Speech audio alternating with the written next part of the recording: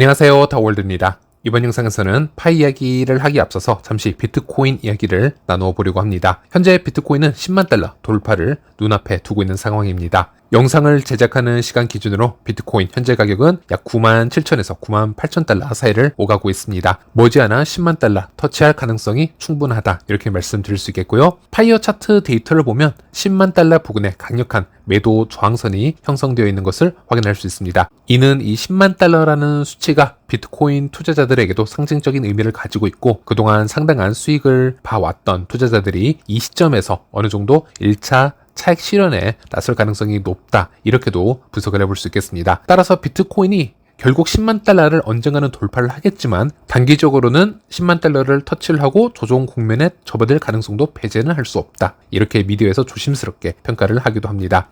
그리고 바이낸스의 전 CEO이죠. 창펑 자오는 자신의 X 포스팅을 통해서 다음과 같은 글을 올렸습니다. 2년 전에 이 시간대에 비트코인의 가격은 16,000달러로 최저치를 기록했습니다. 당시 많은 사람들이 패닉에 빠졌지만 일부는 계속해서 무언가를 구축했습니다. 이렇게 글을 올렸고요. 당시 이 상황을 기억을 하시는지 모르겠지만 16,000달러까지 하락을 했었고요. 그때 모든 투자자들이 패닉에 빠졌었고 비트코인이 10,000달러 아래로도 하락할 것이다. 이런 매우 부정적인 분위기가 팽배해져 있던 그런 시절이 있었죠. 그래서 지금 보면 이 가격대가 바닥이긴 하지만 당시에 이 현상을 바라보면요. 이게 바닥인지 알 수가 없었고 그래서 섣불리 매수 타이밍을 잡지 못했던 그런 시절이 있었습니다. 정말 많은 사건들이 있었습니다. 시가총액 10위 안에 있었던 루나 테라의 이 알고리즘 붕괴로 인해서 가격이 급격하게 폭락을 했고 그 여파로 도미노 효과가 발생을 했죠. 디파이 시장에도 큰 혼란이 왔었고요. 그리고 거래소 순위 2위, 3위를 기록을 했었던 이 FTX 거래소가 파산을 하면서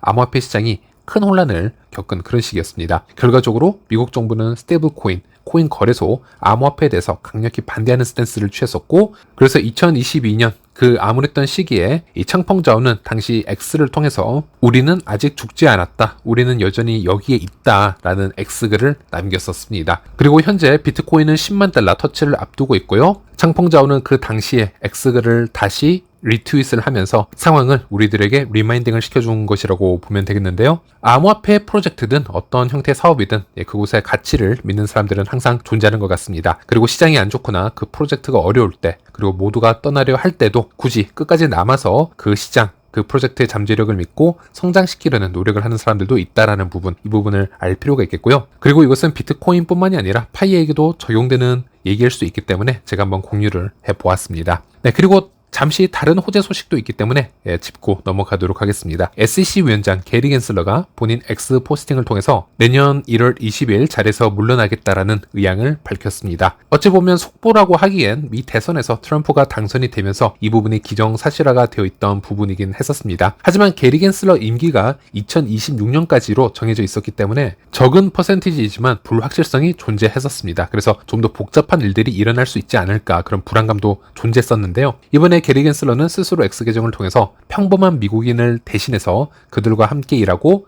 우리의 자본시장이 세계 최고 수준을 유지하도록 하는 것은 평생의 영광이었습니다. 그리고 2025년 1월 22일 저는 의장직에서 물러나겠습니다. 이렇게 밝힘으로써 그 몇 퍼센트의 불확실성도 현재는 사라진 상태이다. 이렇게 보시면 되겠습니다. 네, 이제는 파이 이야기로 넘어가 보도록 하겠습니다. 조금 전까지는 마이그레이션이 계속되고 있다가 현재 영상을 만드는 시점에는 마이그레이션이 잠시 멈춰진 상태입니다. 일단 어제 코어팀 지갑, GBQQ 지갑에서 마이그레이션을 담당하는 지갑인 GABT 지갑으로 5천만 개 파이코인의 이동이 있었습니다. 이 얘기는 마이그레이션은 당분간은 더 지속이 될 확률이 높다. 이렇게 말씀드릴 수 있겠고요. 그리고 지금 마이그레이션 속도에 대해서 시간당 약 5,000개 이상 지갑이 마이그레이션이 되고 있다. 여기에 대해서 수일 동안 제가 중복 체크를 해드렸는데요. 여기서 아쉬웠던 부분은 마이그레이션이 자주 멈춘다라는 것이었습니다. 그럼에도 불구하고 짧은 시간에 마이그레이션이 계속 일어날지라도 이 속도를 빠르게 유지하고 있다는 것은 상당히 긍정적이다. 이렇게 분석을 해드렸는데 그리고 제가 이 마이그레이션 속도를 일주일 이상 꾸준히 체크를 해본 결과 현재는 속도의 개선이 일어난 게 확실하다. 이렇게 말씀드려야 될 것 같습니다. 현재 보시는 수치가 블록체인에서 일어나는 마이그레이션 양을 데이터로 가져온 것인데요. 검은색 부분이 블록체인 상에서 시간, 그 분을 나타내고 있습니다. 1분씩 이렇게 나누어 놨고요. 그리고 빨간색 수치 부분이 이 매분 마이그레이션이 되고 있는 지갑 수를 나타내는 것이라고 보시면 되겠는데 기본적으로 기본적으로 매분 약 100개에서 150개 이상까지도 지속적으로 마이그레이션이 되는 수준이다 라고 보시면 되겠고, 이런 식으로 지속이 되면 1시간에 5,000개 이상 지갑이 마이그레이션이 되는 것이다, 이렇게 보시면 되겠습니다. 이런 현상이 일주일 이상 지속이 되었기 때문에 개선이 확실히 일어났다, 제가 이렇게 말씀을 드리는 것이고, 그리고 오늘 같은 경우는 마이파이닷 앱의 온체인 데이터를 확인을 해보면요, 하루 동안 마이그레이션 양이 이미 10만 개를 넘어선 것을 확인할 수 있었습니다. 상당히 높은 수치라고 보시면 되겠죠. 이 속도는 2022년 6월, 7월 그 정도의 수준이라고 보시면 되겠습니다. 그리고 이 속도가 증가함으로써 우리가 기대할 수 있는 부분을 한번 얘기해 보도록 하겠습니다. 현재 마이그레이션 지갑의 총 수량은 약 700만 개가 넘은 상태입니다. 그리고 우리가 오픈 메인넷 전환 조건을 보면은 1000만 개 도달을 해야 된다, 이렇게 얘기를 하고 있습니다. 즉 300만 개가 아직 남아있는 상태인데요, 우리가 12월 말까지 300만 개 지갑 돌파를 하려면 하루에 적어도 10만 개 정도는 도달을 할 수 있어야 된다라는 그런 조건이 생기게 됩니다. 그러면 이전 같은 경우에는 하루에 최대 4만 개, 5만 개 정도, 그리고 평소에는 2, 3만 개 정도의 마이그레이션 속도를 내고 있었기 때문에 갑작스럽게 12월 말까지 1000만 개 도달 가능할까라는 질문을 하였을 때 어림도 없다라는 결과를 내놓을 수밖에 없었습니다. 그런데 이제는 하루 10만 개 이상 가능하다라는 기준으로 우리가 계산을 해보았을 때는 이대로 쉬지 않고 마이그레이션을 지속하게 된다면 올해 말에도 1000만 개 도달, 수치적으로는 가능하다, 이렇게 계산을 내어놓을 수 있습니다. 물론 파이 마이그레이션을 살펴보면요, 최근까지 주말에는 꾸준히 마이그레이션을 쉬는 모습을 보이기도 했었고, 지금은 속도가 증가한 대신 지속성에 문제가 있어 보이기 때문에 꾸준히 매일 빠짐없이 하루에 10만 개 이상을 한 달 동안 지속시키기에는 여러 가지 숙제가 더 있어 보이긴 합니다. 그래도 이런 식으로 지속을 시킨다면요, 올해 말에 굳이 1000만 개 도달은 아니더라도 900만 개까지는 충분히 노려볼 수 있다, 이렇게 현실적인 목표를 말해볼 수도 있겠고, 또는 올해 지나서 내년 초 어딘가쯤에는 충분히 1000만 개 도달 가능하지 않겠냐, 이렇게 또 현실적인 다른 옵션들을 우리가 얘기를 해볼 수 있겠습니다. 일단 이 마이그레이션, 이 변화에 대해서는 지속적으로 체킹을 해보도록 하겠습니다. 네, 그리고 파이 앱에 대해서 몇 가지 업데이트 기능이 있었습니다. 첫 번째로 파이 앱에 등록된 이 폰번호를 수정할 수 있는 기능이 나왔는데요, 많은 분들이 폰번호를 실수로 등록을 하거나 또 폰번호가 바뀌어서 휴대폰 인증이 안 되는 분들이 많으셨을 겁니다. 그리고 신뢰의 문제로 인해서 고의적으로 폰번호를 한두 숫자 정도는 다르게 입력을 하신 분들도 틀림없이 많을 거다, 저는 생각을 하고 있는데요. 그래서 현재까지 폰번호 인증이 안 된 분들은 파이 앱으로 가셔서 프로필로 접속하셔서 폰번호 옆에 업데이트 표시가 떠 있다면 폰번호 변경을 하실 수 있습니다. 그리고 당연히 폰 인증을 하신 분들에게는 이 기능이 보이지 않을 겁니다. 일단 국내 모더님들의 이 설명을 보도록 하겠습니다. 본인 확인은 번호 인증이나 페이스북 인증을 하면 KYC 인증에는 문제는 없습니다. 본인 계정의 보안 강화를 위해서 휴대폰 번호, 페이스북, 이메일 인증 모두 해두시는 것을 권장드리고 있습니다. 그리고 가입 시 휴대폰 번호 입력을 잘못해서 번호 인증을 하지 못했거나 개인 사정으로 번호 변경을 하신 분의 경우 프로필에 휴대폰 번호 변경을 통해 번호 인증을 하실 수 있습니다. 번호 변경은 2자리씩 총 5번의 기회가 주어집니다. 조건이 있는데요, KYC 통과 여부 상관없이 번호 인증을 안 하거나 못해서 프로필, 휴대폰 정보에 번호 변경이 있을 때 가능해집니다. 그리고 가입 시 휴대폰 번호를 인증한 후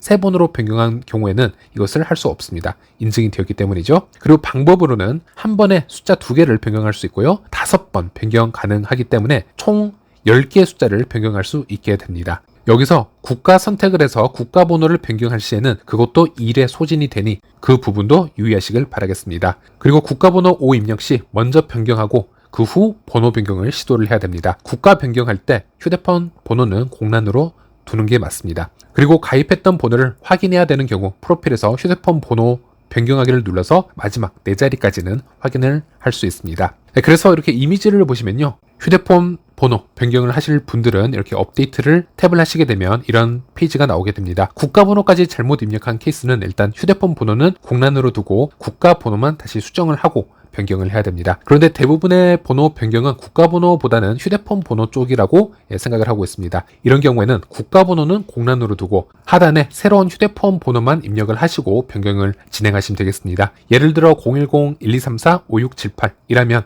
맨 앞에 0을 빼고요, 10-1234-5678 이렇게 입력을 하시고 변경을 하시면 됩니다. 그리고 여기서 중요한 건 그 번호가 기존에 입력된 번호와 비교를 해 보았을 때 2자리를 초과해서 다를 경우에는 오류가 알게 될 것입니다. 즉 2자리까지만 수정이 가능하다는 것이죠. 그래서 새로운 번호를 입력하시고 아래 하단 버튼을 누르게 되면 다음과 같이 성공창이 뜨게 됩니다. 여기서 다시 하단 버튼을 누르시게 되면은 이런 화면이 다시 뜨게 되는데요. 여기서 휴대폰 번호 인증을 해주시면 되겠습니다. 그러면 보시는 것처럼 이런 인증 마크가 뜨게 될 것입니다. 그리고 휴대폰 번호 변경 옵션은 2자리씩 수정할 수 있는 기회가 총 5번 주어진다고 말씀드렸습니다. 그래서 개발자나 모더님들이 여기에 대해서 많은 질문을 하는 것을 볼 수 있었는데요. 메가모드와 코어팀 멤버에 따르면 2자리씩 변경을 하면서 5번에 걸쳐서 총 10자리까지 변경이 가능하다라고 언급을 하였고요. 실제 메가모드는 5번 수정을 해서 10자리의 숫자를 변경하는데 성공을 하였다. 이렇게 전하기도 했었습니다. 그래서 현재 2자리 숫자를 초과해서 더 많은 자리수를 변경하셔야 되는 분은 이 5번의 기회가 매우 소중할 수 있겠습니다. 실수 없이 잘 변경을 하셔야 되는데요. 하지만 어제 이 업데이트가 막 나온 상태이고요. 그래서 제가 알기론 국내외 모더님들 모두 다 지금 그러시겠지만 상당히 여러 컨펌을 진행을 하고 있는 것으로 알고 있습니다. 그래서 가급적이면 사용 방법을 좀 더 자세히 알기 위해서 좀 더 많은 피드백을 받아보시고 신중하게 이 부분을 진행을 하는 쪽을 선택하시길 바라겠습니다. 저도 이 부분에 대해서는 좀 더 자세한 업데이트 사항들이 나온다면은 공유를 해드리도록 하겠습니다. 그리고 또 하나의 업데이트가 있었죠. 파이앱 프로필로 가시면요. 이 셀프 리포트 기능이 나왔습니다. 이 기능은요. 이 계정을 가짜 계정, 중복 계정으로 자진 신고하는 기능이라고 보시면 되겠습니다. 그래서 혹시나 실수로 파이 계정을 중복으로 만들었다거나 가계정을 만든 경우에는 자진 신고해서 이 해당 계정을 비활성화시키는 기능이라고 보시면 되겠는데요. 여기서 신고를 진행하게 되면 하단의 사진처럼 계정이 비활성화 처리가 됩니다. 그래서 중요한 건 이 신고하기를 누르게 되면요. 앱 자체가 비활성화가 되는 것이기 때문에 상당히 신중하게 진행을 하셔야 된다는 것입니다. 호기심에 그냥 누르시면 안 된다는 것이고요. 이 업데이트 역시 이제 막 출시가 되었기 때문에 여러분들 중 계정을 실수로 또는 고의로 2개 이상 만드신 분들은 그래서 그 계정을 비활성화를 해야 되는 경우에는 주변에 여러 피드백을 좀 받아보시고요. 사용법을 분명하게 숙지하신 후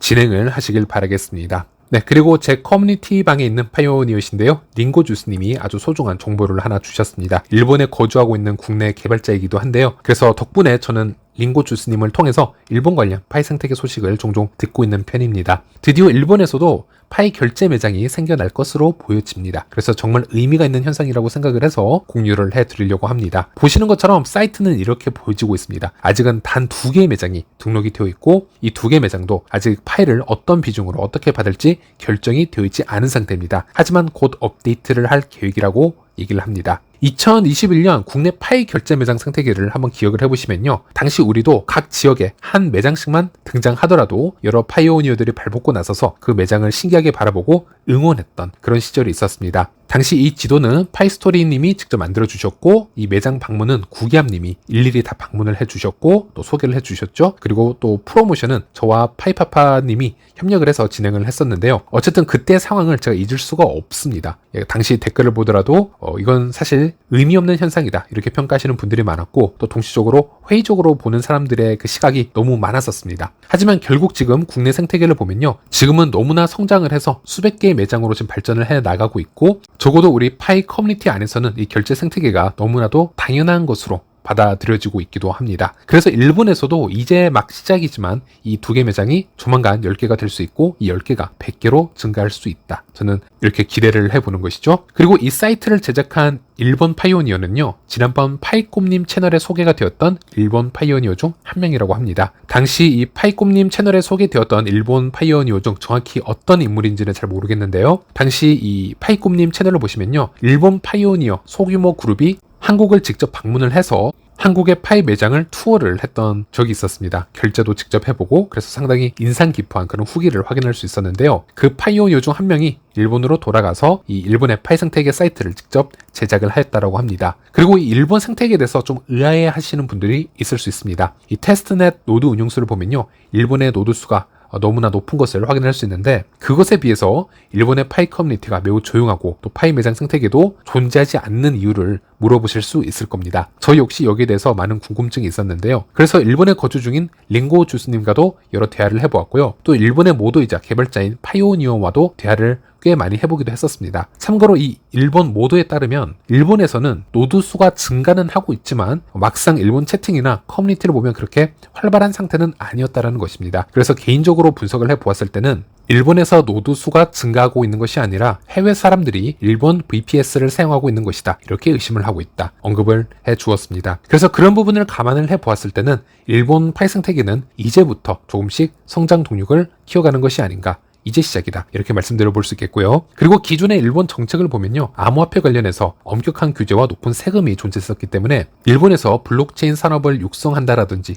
또는 커뮤니티에서 자체적으로 코인 생태계가 활성화되기 매우 힘든 부분이 있었습니다. 그런데 최근에 와서 이 스탠스가 많이 바뀌었습니다. 일본의 경우 웹 3.0과 블록체인 산업의 개방을 하고 있는 모습을 보여주고 있는데요. 일본에서 2년 연속으로 대기업들이 참여하고 있는 웹 3.0 이벤트 컨퍼런스가 지금 개최가 되기 시작했고요. 이곳에 2년 연속으로 일본 총리가 직접 축사를 보내고 있을 정도로 일본에서는 이 블록체인 산업을 미래 육성 산업 중 하나로 생각을 하고 있는 것 같습니다. 그리고 어제 뉴스를 보면요. 일본이 기존의 암호화폐 투자 수익에 대해서 최대 55%의 세금을 부과하고 있었는데요. 이를 20% 단일 세율로 대체한다는 내용을 발표하면서 확실히 지금 일본이 암호화폐에 대해서 우호적인 성향으로 조금씩 변화하고 있다. 이런 부분을 알 수 있었고요. 이 시기에 파이 생태계가 일본에서 첫 걸음을 내닫는 것이기 때문에 좀 더 큰 기대를 해볼 수 있지 않을까 이렇게 말씀드릴 수 있겠습니다. 네, 이번 영상은 여기까지입니다. 시청해주셔서 감사합니다.